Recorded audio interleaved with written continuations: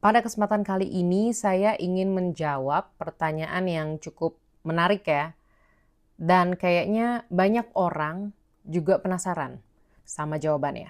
Ini dari Nadia Cantika 3934. Kak, aku sudah request limit BCA, tapi kenapa dapatnya limit sementara ya? Kalau biar berubah jadi limit permanen gimana ya? Oke, pertama, selamat Kak, udah dapat limit sementara. Jadi, kalau saya pribadi ngelihatnya ya sebagai nasabah dari bank BCA juga, ingat ya saya bukan dari banknya tapi berdasarkan pengalaman saya aja, limit sementara tuh kayak ngetes dulu Kak. Kira-kira karena dia Cantika ini bisa nggak ya kalau misalkan limitnya sementara dikasih 10 juta, sedangkan biasanya limitnya 5 juta, bisa bayar lunas nggak ya? Bisa menggunakan dengan bijak nggak ya? Jadi kayak ngetes dulu Kak, kalau menurut saya. Sebelum akhirnya nanti dikasih limit permanen.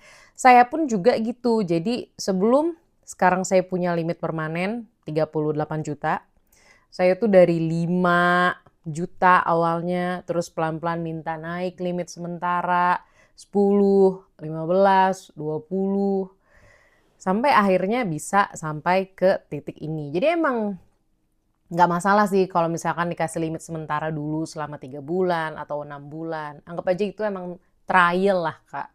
Kayak masa probation lah. Kayak ngetes lah kita bisa nggak ya? Seperti itu. Jadi untuk lanjut menjawabkan, untuk berubah jadi limit permanen, tunggu sampai selesai limit sementaranya dan pastikan semua tagihannya itu bisa dibayar dengan lunas dari limit sementaranya. Terus request lagi deh ke bank BCA-nya, kira-kira bisa nggak ya dapat limit permanen segini. Dan kalau misalkan pas sementara dapat 10 juta, kalau menurut saya jangan langsung ekspektasi kalau Kakak akan dapat 10 juta juga. Bisa jadi yang didapatkan adalah 7 juta atau nominal lainnya atau bahkan tidak sama sekali. Jadi ya emang pelan-pelan aja Kak, harus sabar dan nggak masalah kok sebenarnya kalau misalkan pakai limit sementara dulu.